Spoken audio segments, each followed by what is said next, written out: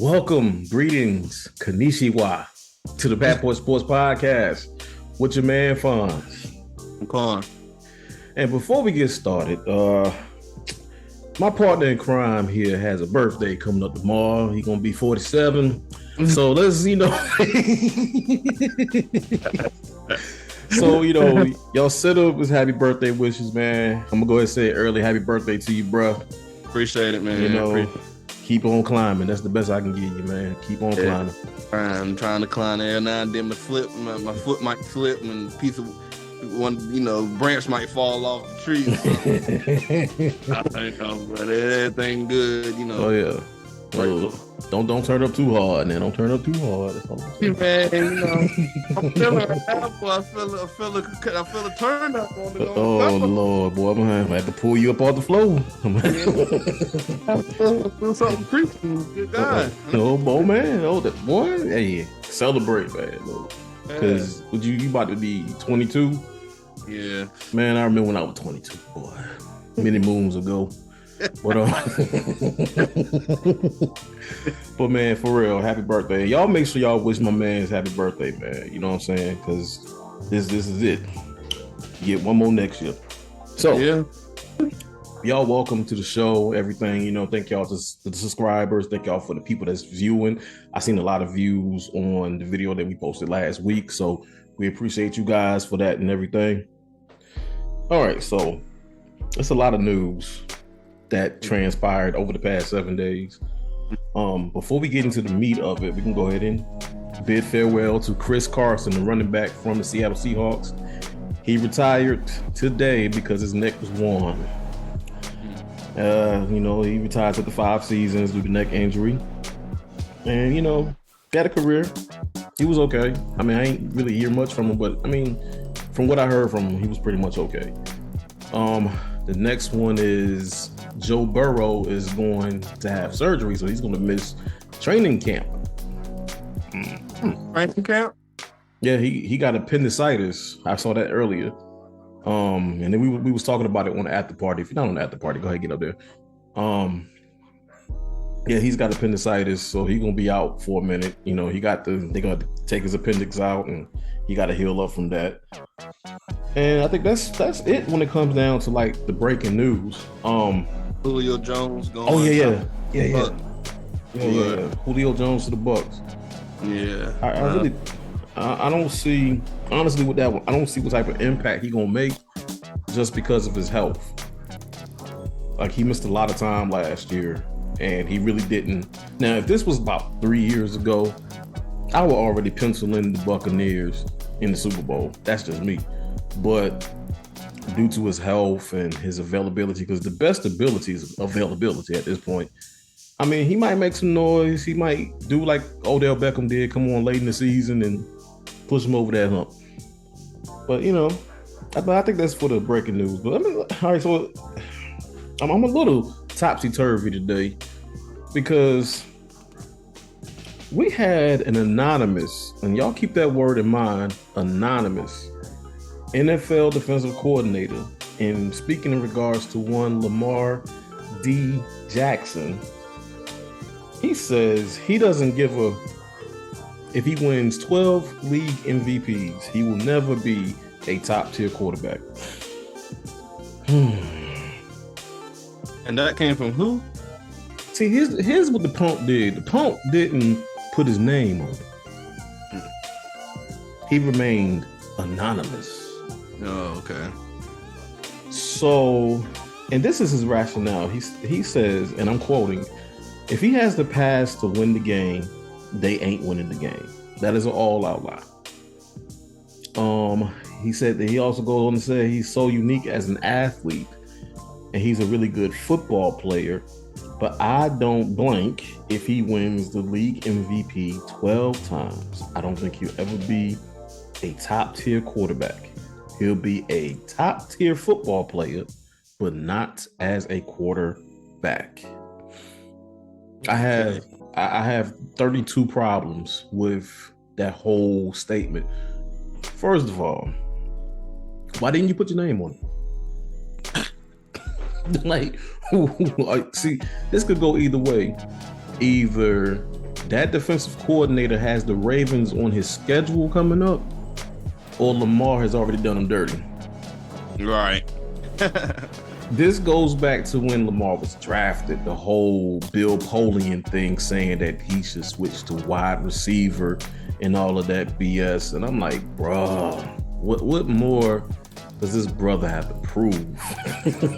Like, what more does he have to turn water into wine? I mean, for real. Like, and everybody knows I'm a Ravens fan. I'm gonna be a Ravens fan till I die. My casket gonna be black and purple. I've already put it in my will. The thing is,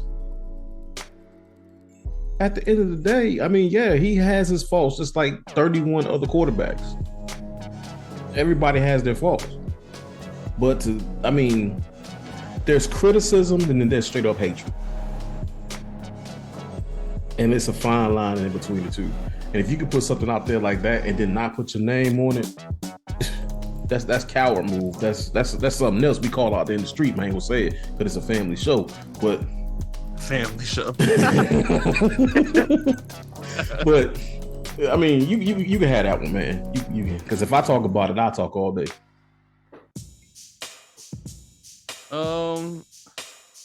Don't care whether he wins 12 MVPs. Yeah, never.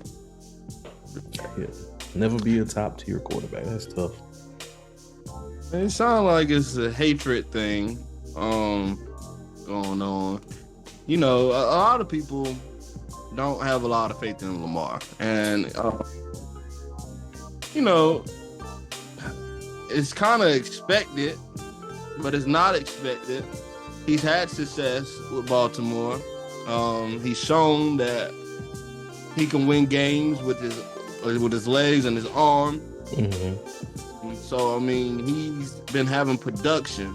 But I guess until he cracks this ceiling, possibly getting to an AFC Championship game and being a high contender for the Super Bowl, or even getting in the Super Bowl, this criticism that he's having of being a legit quarterback, or being in the rankings or in the conversation of Aaron Rodgers and Tom and Drew and those type of quarterbacks, which most of the people I just named right then don't have a lot of Super Bowl rings, but they do have a lot of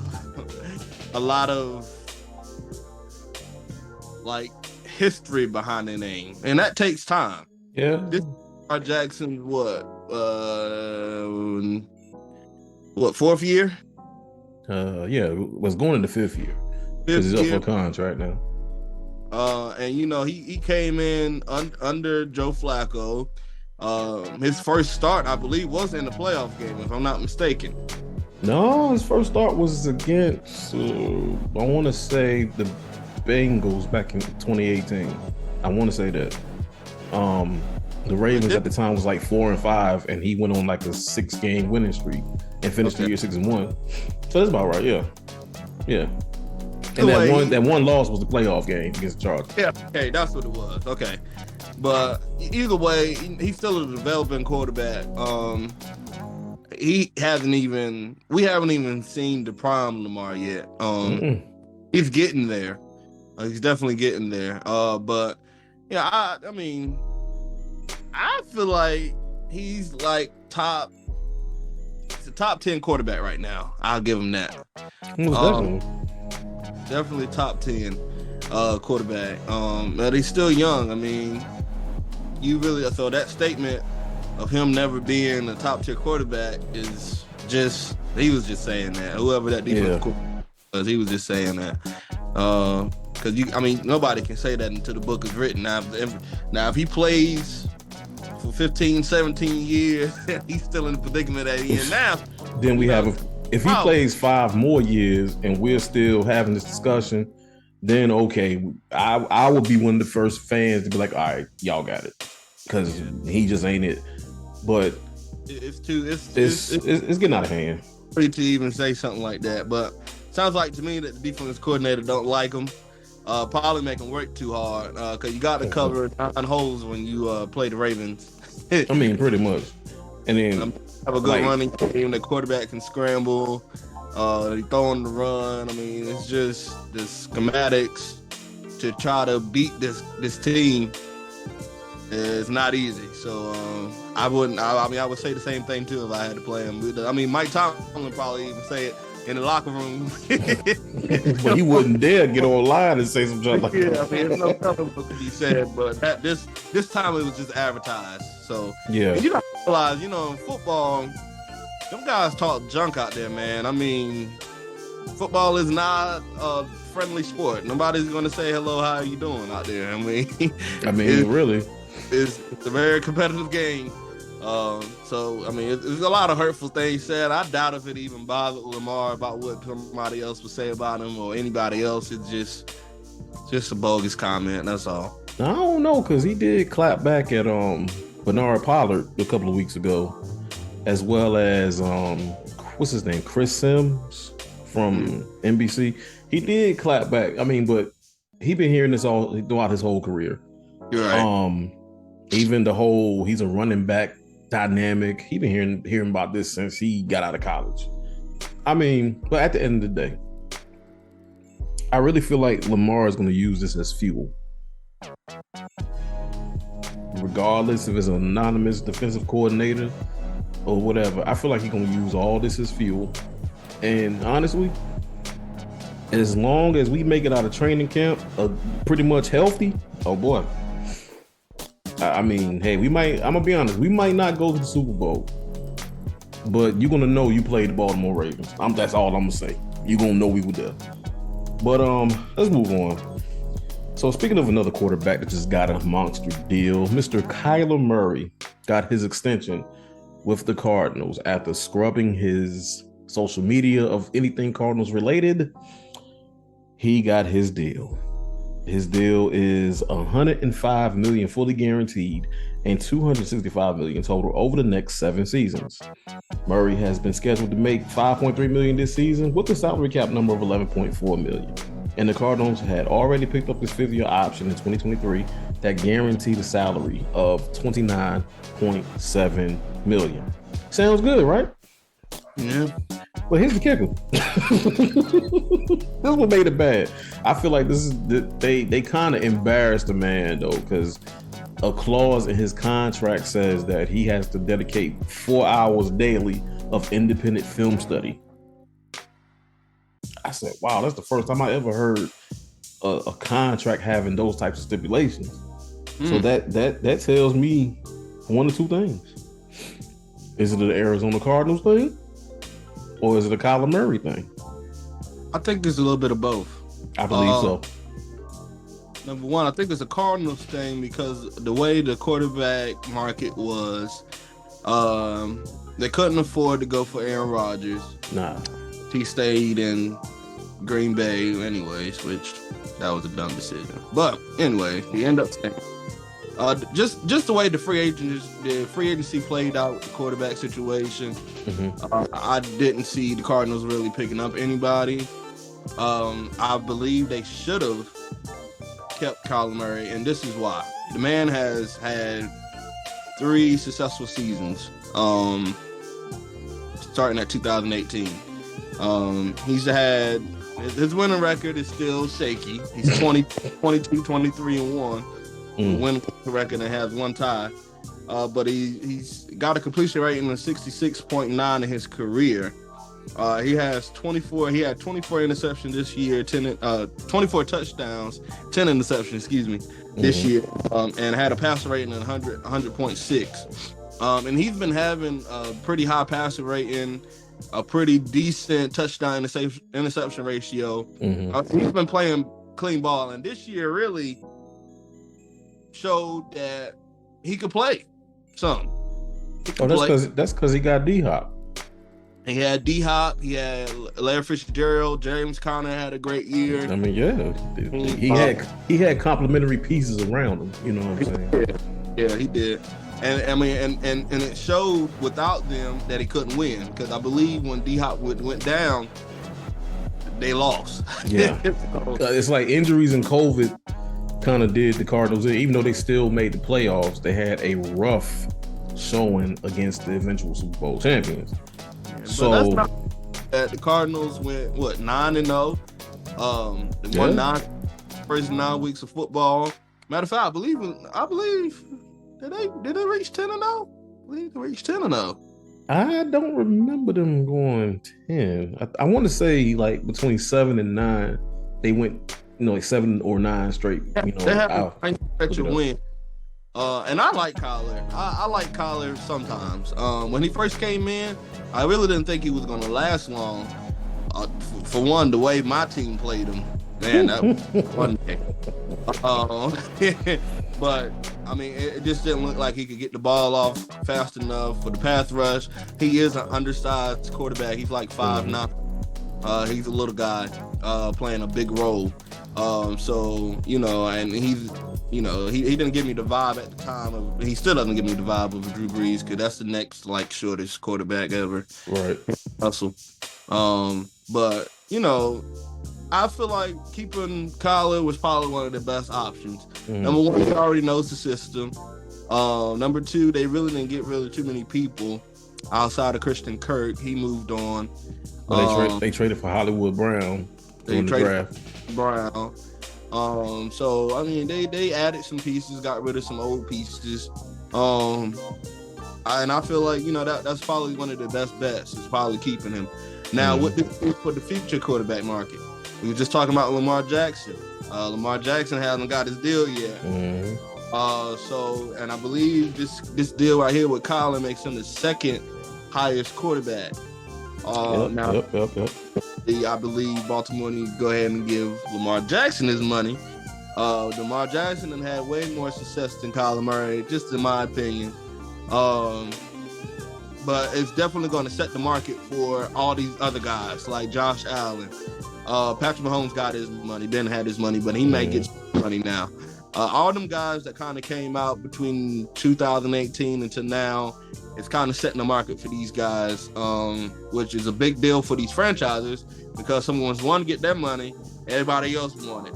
If one guy bought out more than this guy that just got this second highest paid deal, you looking like, I need to be the highest paid then. You know what I'm saying? So, and it's more, what I'm learning is the older these guys get, and the more experience they want, more guaranteed money. And he definitely got Kyler Murray got $105 million fully guaranteed. He just better study. He better study that film, But see, I like the fact that it's like, yeah, I mean, it's cool for that franchise, you know what I'm saying? But in contrast to Lamar, I think Lamar is betting on himself. You know what I'm saying? He's doing a lot of quarterbacks. I mean, I forget the statistic, but the last maybe about let's go back to the last 10 Super Bowls, at least 75% of them won the Super Bowl within their first 5 years. So they did it on their rookie contract, especially the first round pick. You can go back, you can go back to about 2012 with just Joe Flacco. You can go back even further with Ben Roethlisberger, to be real. So they did it within 4 to 5 years of being drafted. The thing about Kyler is, while it's good that they kept him, if you got to put the fact that you need to do other stuff, then you need to study your film other than playing video games, watching TV, browsing the web. That's a big yikes for me, because what's going on here? You know what I'm saying? But like I always say, it is not my money. I don't have to put that money in them. And then a lot of these guys, they're really trying to get that fully guaranteed contract now, because Deshaun Watson set that precedent. He got like $236 million from Cleveland, and he's not even guaranteed to be out there week 1, but they gave him that money guaranteed. So right. Hey, I mean, that's what it's going to now. And it kind of makes sense, because big names like Lamar Jackson, Tom Brady, I could even say Cam Newton in his heyday, in his MVP years. Like, that brings money. That brings that TV money. That brings that merchandise money. Cause I seen a lot of people down here rocking a Cam Newton jersey at one point. So pay him, because you're going to build around this guy. And this goes for Lamar. This goes for Kyler. This goes for any other quarterback that comes after all of this is going down. If you want to build around him, yes, build around him, but still pay him his worth. And I do like the fact that some quarterbacks better than themselves, because that means you're going to get the best version of that quarterback. I just hope it doesn't peak while he's giving the best version. All right. So let's go ahead and switch gears, man. So we've been doing these way too early predictions for the past 3 weeks, and we're actually almost finished. Because we knocked the AFC out in 2 weeks. We taking division by division, and we are determining and using our imagination and going off information that we already know about the team to figure out where they're going to be placed at. So before I get into those predictions, I put the question on the Back Porch Sports Podcast after party. I usually, and we're going to be doing that from time to time anyway. So if you're not on the after party, I know I said it before, I'm going to say it again. Y'all go ahead and join, because your stuff can be read on the show. So our longtime supporter, James Collins, he always come through. It's part of the show at this point. I mean, he might well be a third commentator. Like if one of us got to go somewhere, he could come on and be on the show, like for real. So he said the NFC East, he got the Cowboys winning that division. For the second team in that division, he got the Giants. They take care of business in the division with a 4-2 divisional record. So he got them going 4-2. So they only losing 2 games in that division. Bro, I'm sorry, man. So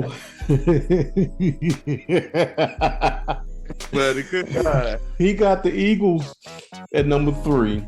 They're good on paper, but they cannot click on all cylinders offensively, and it depends on Jalen Hurts. I agree with that. And of course, Washington is going to bring up the rear. Their O-line is suspect, and secondary with a bad O-line. Wentz folks. That is so true. And for the South, the NFC South, he got Tampa winning that division because it's Brady. Okay. He got the Saints at number 2. They got a good defense, and he's predicting that Jameis Winston will bounce back, and because they got a lot of weapons, which they do have a lot of weapons, and plus they upgraded their defense a little bit. The Panthers. Now, here's the thing. With the Panthers, he is either or with the Panthers and the Saints. He said they could come easily. They could come in second, but I'm not convinced Baker is the answer, because he had it made for him offensively in Cleveland. So what's the difference? Spot on. And then he said the Falcons, which we already determined months ago, they pretty much rebuilding at this point, and they getting 6 wins. There's something about 6 wins. Everybody. Yeah. So appreciate you, James, man. You got to come back on the show again, man, so we can talk about this after it's all said and done. All right, so you know what? I know you went first last week. I'm gonna go ahead and get my NFC East out the way. All right, so I don't have the Cowboys winning that division, because nobody wins that division back to back. But I have the Eagles winning that division at 11-6. All because I kind of believe, I ain't gonna say kind of, I actually believe in their offense now. They are a year removed from being a playoff team, and I think they won between 9 and 10 games last year. So that's only about a 1 to 2 game addition to their final record. I got the Cowboys going 10-7, and I'm kind of high on the Cowboys, but I got them going 10-7 and barely missing out of the NFC playoffs. I have the Commanders going 7-10. That is right where they need to be, for the simple fact I don't believe in Carson Wentz. Once upon a time, not long ago, there was a quarterback named Carson Wentz, and this young man, he was in line for being the MVP. But one day, his knee got worn, and he ain't been the same since. Nah, man, that's a hard injury, though. It is, especially for a QB that's kind of mobile. I mean, Carson Wentz ain't the most mobile person, but his mobility, they slept on his mobility. I mean, it was very heavily slept on. And finally, I got the Giants going 6-11. Here's why. I don't believe in their defense. The Giants picked up Wink Martindale as their defensive coordinator.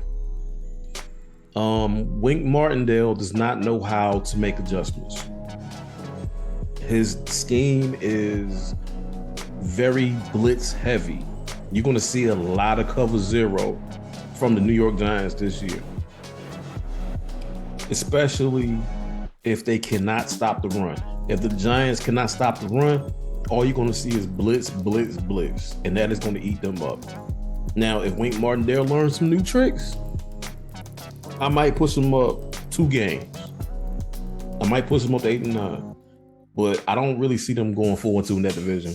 I mean, I'm 3-3. Oh. All right, you can go ahead and take it over, man. You can give me your NFC East preview. James, you know, last year I had y'all winning. I don't know. We'll talk about that. Last year I had y'all winning. Matter of fact, I had y'all winning like 13, 14 games. Y'all signed very great players. Kenny Golladay, Kyle Rudolph, or Randolph, whatever, which one it is. Saquon. You know, I have faith in y'all. You know, now this year, not so much. So for the NFC East, now the history of NFC East not being won twice, you know, all that's good and dandy. But honestly, nothing has really changed in this division. This is like the only that has made like little to none minor changes. And with minor changes, most of the time it's the same results. So with that being said, I got the Cowboys winning. Let's not forget about the Cowboys. The Cowboys had the number 1 offense. They was like, I believe they had a solid defense. But it wasn't what they was making it to be. Right. What his name?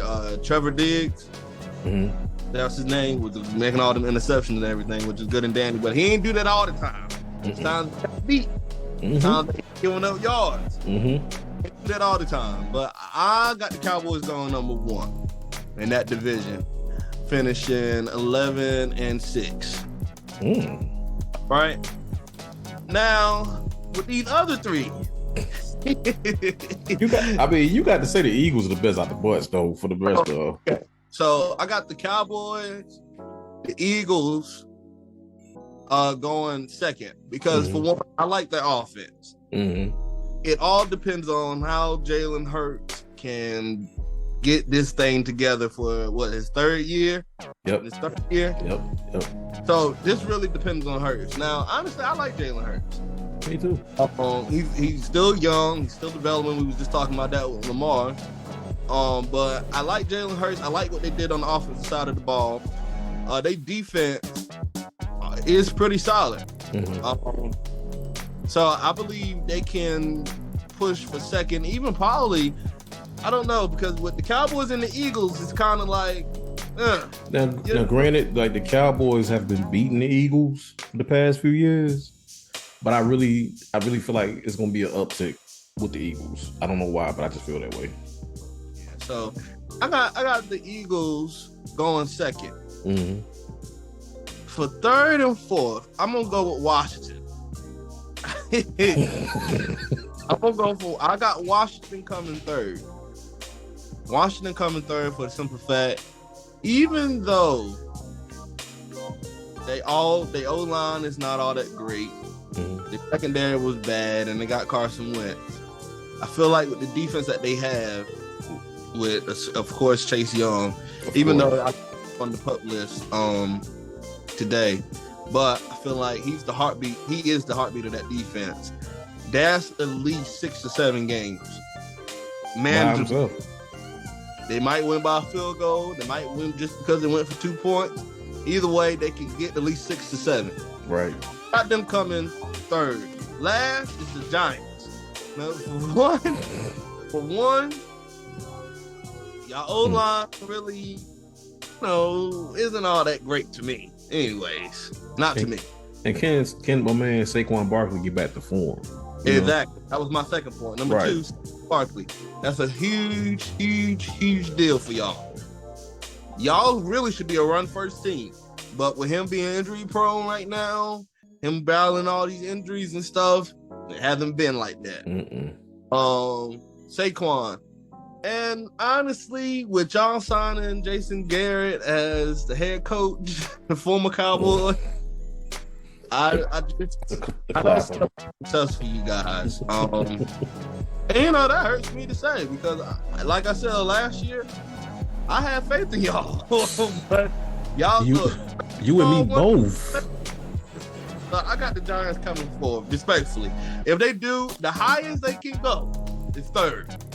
That's it. God. That's the highest. For me, one spot. For me, if the Giants put it all together, their ceiling is second. If they can put it together. Possibly. But the Eagles, though, Eagles and the Cowboys is the two high horses in this race right now. Mm-hmm. Now, these Washington and the Giants is going to be the battle of the bottom feeders because both teams are developing. They're trying to put things together. Now, the Giants do have the players on paper. Honestly, on paper, you know, if they would put it all together, it would be the Cowboys, the Eagles, and the Giants. And the Giants will probably have an edge on the Eagles some because of the players they have. Now, don't get me wrong, the players that they got is great. The draft they had was okay. I believe it was last year. Was the last draft? They had some good defensive players. Sean. Anyways, but that's my four: Cowboys, Eagles, Washington, and the Giants. That sounds good though. Now, all right. I'm gonna agree with James with Tampa. Tom Brady's there. No, nothing really changed. You know, Bruce Arians, he's now the I forgot his position. But I know it's not front office. It's Todd Bowles that's now the head coach now. Right. Which I like, honestly. I like defensive minded coaches. Same. May not make sense, but really you don't need an offensive minded coach with Tom Brady. He's gonna red leg everything. The only thing you need to be worried about is the defense. So is the far long shot probably gonna win that division. Second, I got the Panthers coming second. And here's why. Okay, you know, Sam Darnold is no longer, probably won't win this starting job. Baker Mayfield is there now. That's a slight upgrade from Sam Darnold. I feel like since Cam Newton has left, Baker Mayfield is probably the second best quarterback they had over the last 6-7 years. He's had success with Cleveland. Yes, the offense was different. He had Odell, he had Jarvis, he had Nick Chubb, he had Kareem Hunt. He had all them guys. Yes, he do. Yeah. But nevertheless, he still has a pretty good offense here in Carolina. He has DJ Moore. He has Christian McCaffrey. He has a decent offensive line. He has a solid defense. I like all those areas for him. Baker Mayfield is kind of like the guy where he just don't need to make too many mistakes. He just need to be a game manager, which that fits right into the Carolina's playbook because they want to run the ball anyway. Right. That's work out fine. Just as much as they ran the ball with Nick Chubb and Kareem Hunt, and Kareem Hunt is the same amount of attempts that Christian McCaffrey is going to have, probably even more. Until they run him in the ground. They're going to do that. But I feel like they can push for second. The reason why I didn't put the Saints there is because I don't like what they have. And they you know, Alvin Kamara in some trouble right now. Let's not forget about that. You know, the quarterback situation with Jameis Winston, I don't like that either. I feel like they can come third because obviously the Falcons, they get third because Falcons is like the rebuilding team of that, so they get it by default. Right. So I got Tampa, Carolina coming second. And let's not mention, well, no, that's the Saints actually. The Saints is probably the only competitive team in that division that has been beating the Bucs. Consistently.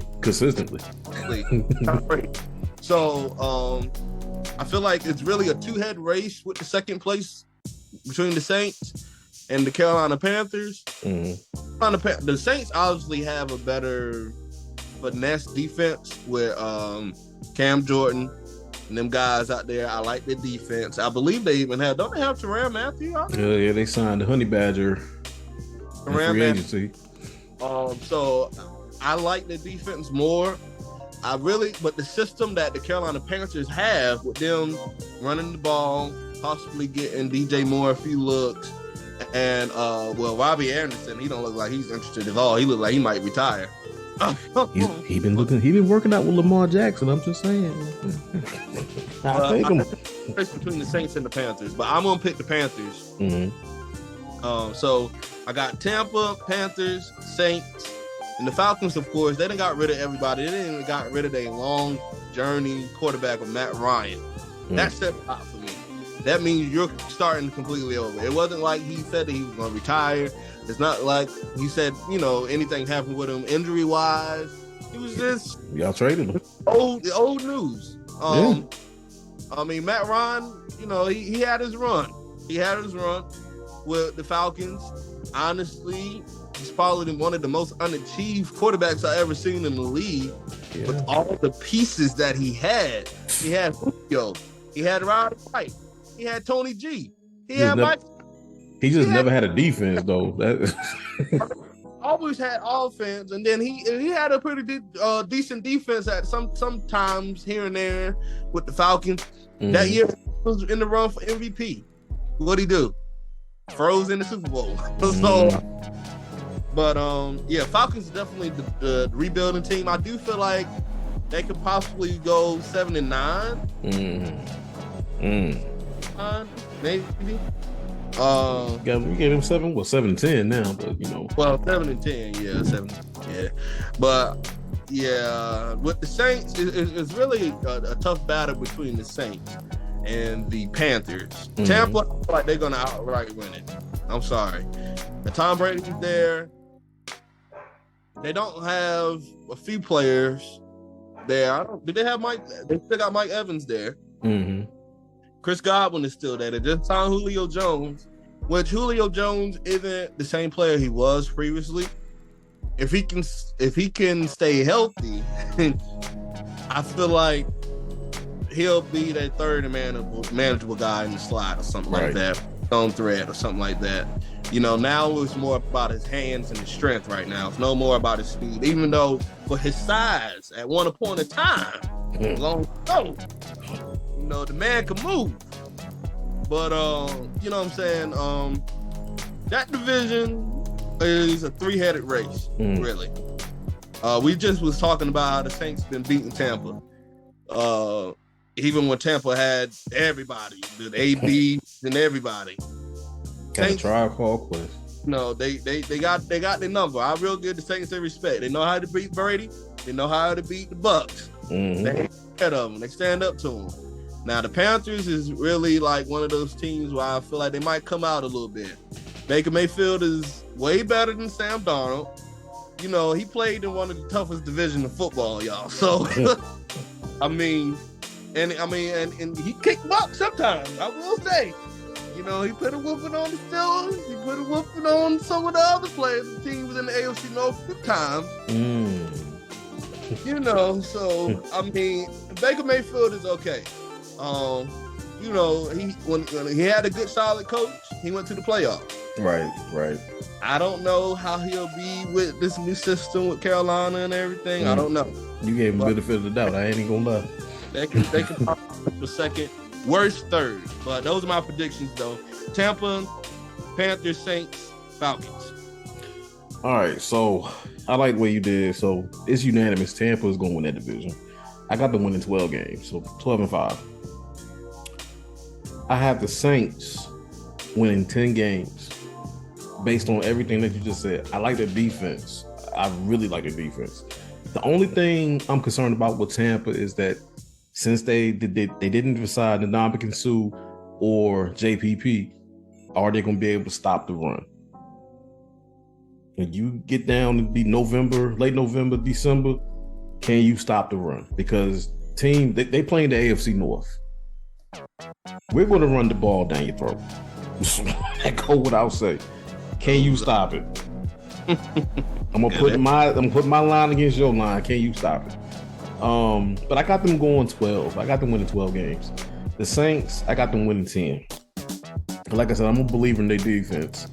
I agree with James that Jameis Winston is going to bounce back because I mean he doesn't get the credit that he deserves, even though he went 30 for 30 a couple of years ago. That's neither here nor there. He was blind. He needed glasses. So I got them going to 10 wins. The Panthers, they have no choice but to win third place. I like Baker Mayfield, but I don't like what's going to happen. This is how I feel like the Panthers are going to work out. They're going to run the ball constantly. McCaffrey, wasn't it C-Mac, they call him? I have yet to see him finish a year without being injured or being dinged up. I mean, all running backs get dinged up, but this man been out. I don't think he started all the games he's been in for a career. But I had him originally going 4-13. I actually did my notes before the Baker Mayfield trade. I can give them 7-10. And bringing up the rear, the Falcons will go 4-13.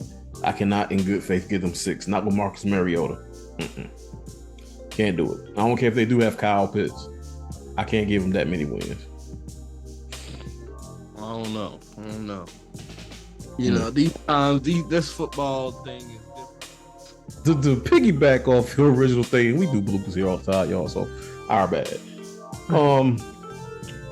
That division is kind of predictable if you think about it. Because, like you said, the Buccaneers are pretty much the class of that division, all because of Tom Brady. If they didn't have Tom Brady, I would have them finishing at least second. Because, to me, the Saints are like, they're the more complete team, in my opinion. Even with this whole Alvin Kamara mess, I still believe in the weapons that they have. You know what, though? I know I said Tampa first. The more I look at this paper, the more I want to change it. Right. I would make. Oh gosh, Jesus Christ! Come on, be bold with it, man. Be bold with it, bro. This is your birthday. You can be bold. Was not going to win that division. It's a possibility. I'm just gonna say it like this. Don't be surprised if Tampa don't win this division. Facts. Fact. The league catches up to people. That is true. People. You take the Chiefs for example.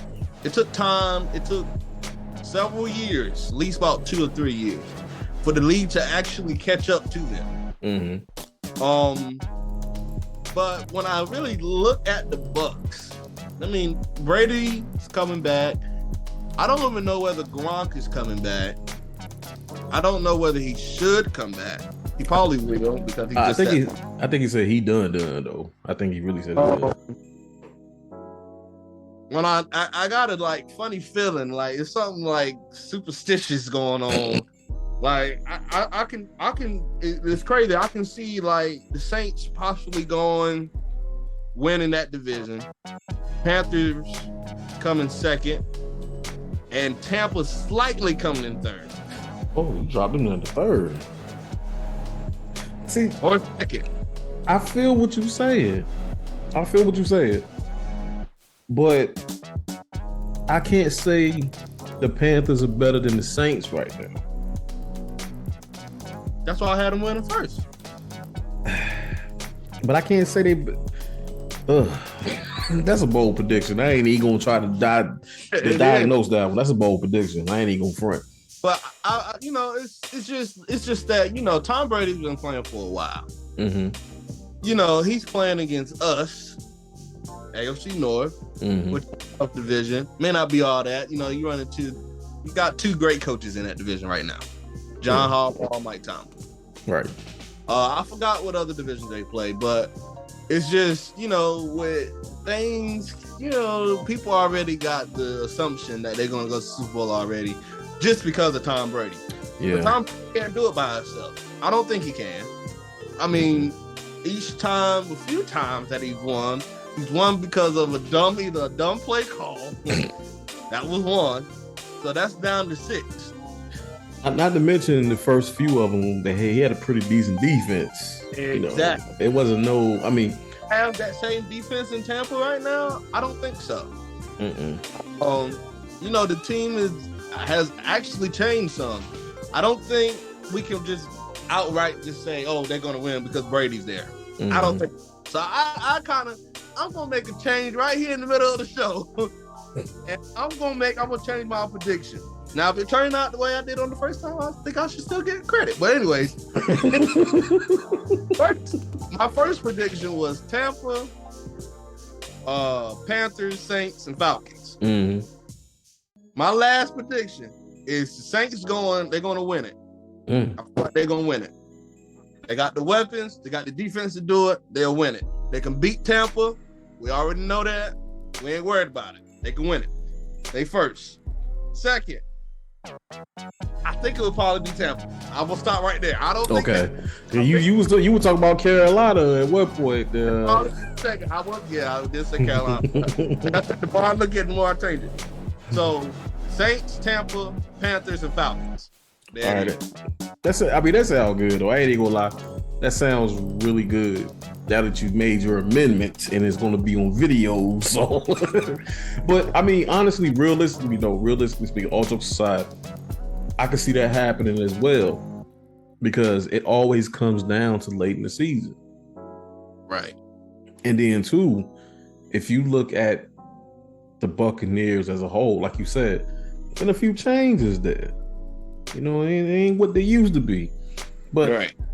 I can't wait to see it. I want to see who's gonna do it myself. But it's been a good show. We got 2 more divisions left to do. Ain't that something? Yeah. So y'all, we appreciate y'all for being a part of this show, being a part of this ride. And we're gonna post the question for the next 2 divisions. That is the NFC North and NFC West. We're gonna post that in the after party. So once you see it posted, go ahead and put your stuff in right then, so y'all can have your say. Also, like I said at the top of the show, and it's my man's birthday, so y'all give him a shout out. Let him know that y'all see him. Let him know y'all care. And if you want to hit his Cash App up, it's on Facebook. And also, don't forget, I know we announced a couple of weeks ago that one of our supporters, Corey Johnson, they're doing a backpack drive, I think next week, but we got the next. It's August 4th from 9 until 2. So if y'all want to donate to his cause, if you know somebody who needs backpacks, especially in this inflation time when this stuff is ridiculously high, hit my man's up.